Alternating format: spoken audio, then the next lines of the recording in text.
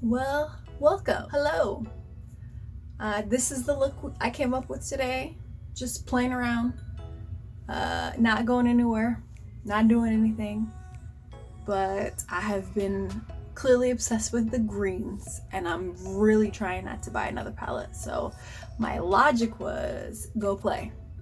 Go play in the greens that you have so you don't go buy that e.l.f. Earth and Oceans palette that you really want. So this is what I came up with. I tried something a little different for me. The green is pretty standard, but the purple red on the under eye, that's new. It's not something that I don't really dabble in the completely different color on the bottom. But I tried it and it's cool. It enabled me to do my Kool-Aid lips, which I really do like. This weird darker in the middle, lighter. You'll get the chance to see what just a regular neutral look, and it was quite pretty, but I do enjoy the Kool-Aid look, so this is what we came up with. I need her to go away, but what can I do? Enjoy. So I am starting out fresh faced, and I actually like to double prime my eyelids. So this first primer that I'm laying down is to prevent creasing because I have the oily lids, and then this is to give myself a sticky base, and then also something that allows the colors to stick out a little bit more. This is the Jumbo Milk Pencil and Milk. Yeah, you know, it's an oldie but a goodie.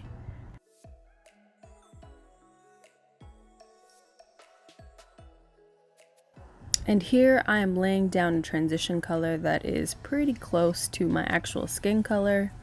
This could quite very well be my face powder. I am known to do that as a transition color, but I am simply packing and then sweeping to build up that transition.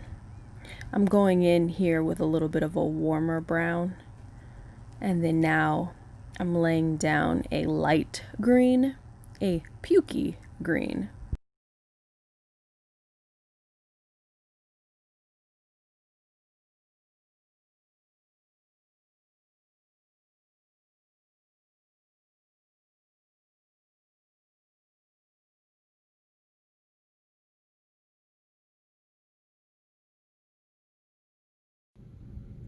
So we're just going to repeat that on the other eye, the stamp and pull. Then we're going to deepen the outer corners with a more olive green, something a little bit deeper. You could probably even go in with like a black if you went in very gently to achieve a similar effect.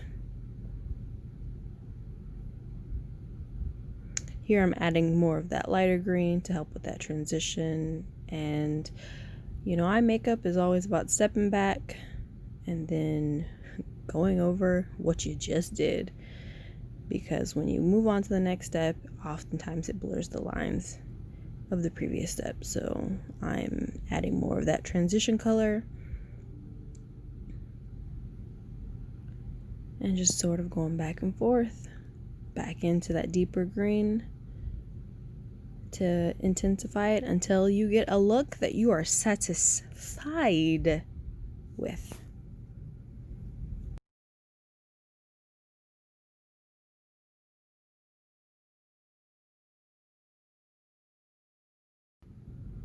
So here we are moving into trying to carve out a cut crease.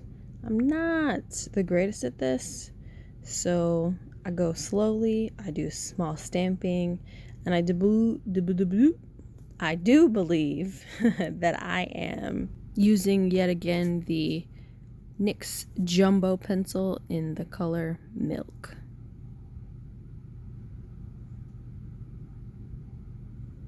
Now I'm just trying to match up both sides. Remember, ladies, sisters, not twins.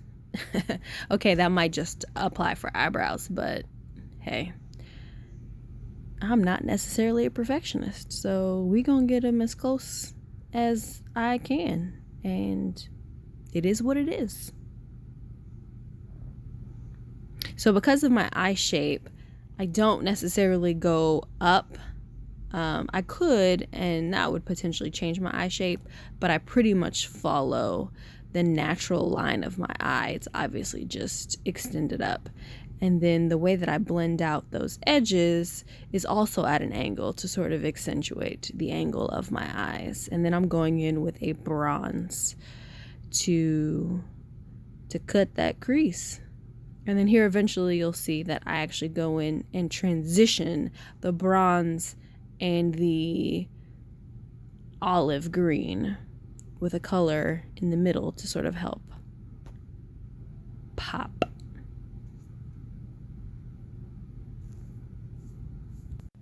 So here is that transition color that I was talking about between the bronze and the olive. This is actually a lighter shimmery green that I am just sort of laying down to help bridge the two. So it's sort of a halo cut crease. She fancy. Now we're moving into my favorite part, the foundation. I clearly forgot to color correct, so I'm doing that. I have darkness around my mouth, so I am color correcting with a bit of orange and then some of that under my eye. Anybody else find that color correcting and you put a foundation on and you still be having like gray shadows, especially around the mouth? Is it just me? Yeah, that's cool.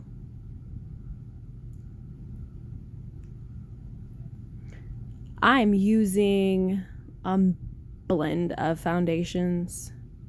I essentially have an awkward undertone. I'm very neutral, sometimes gray. And so I just have to mix. I'm a mixed chick and I gotta mix my foundation. It's rare for me to find a color that actually matches. And then there's that whole body dysmorphia thing where you think you one color but you not.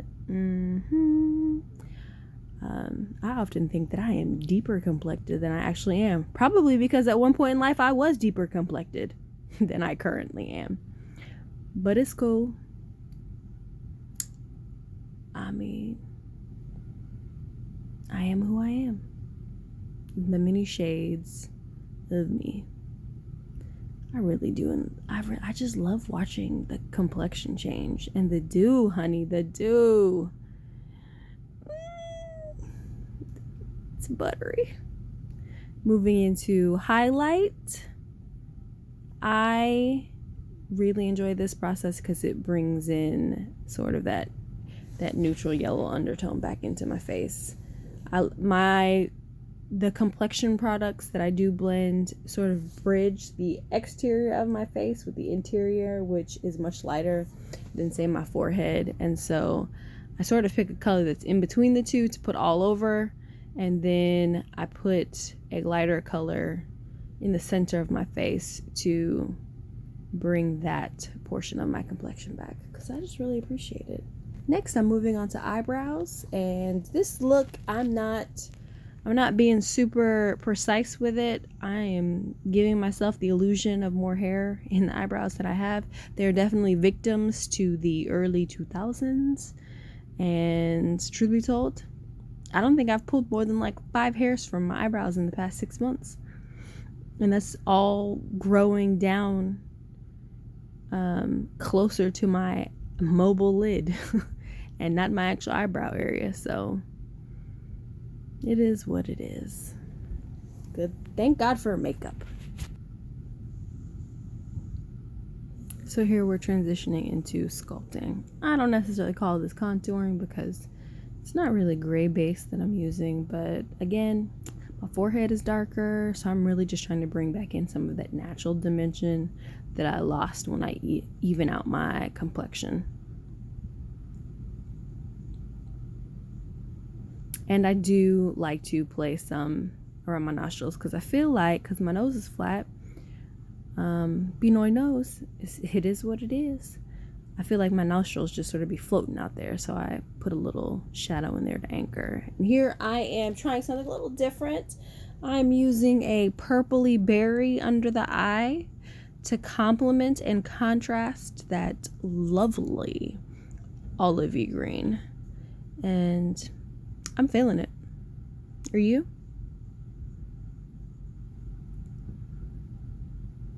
Yeah, she cute.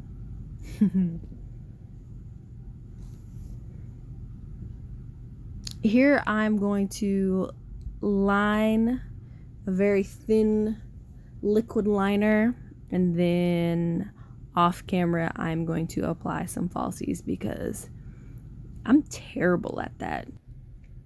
So I put on a pretty subtle false lash and am currently lining with a nudie pink lip color topping with a matching gloss. And I really like the way this looks, but I wanted to punch up the color a little bit with the Kool-Aid lips, bring in that color from the lower lash line. And I think it's very pretty. It's a sort of lush wash of color, leaving that nude on the exterior part of the lips. So this is the look. I'm feeling it. Clearly I think I'm cute. And I hope that you enjoyed it. Hope you enjoyed watching. Come back again for the next video. Like, comment, subscribe. Have a good day. Bye.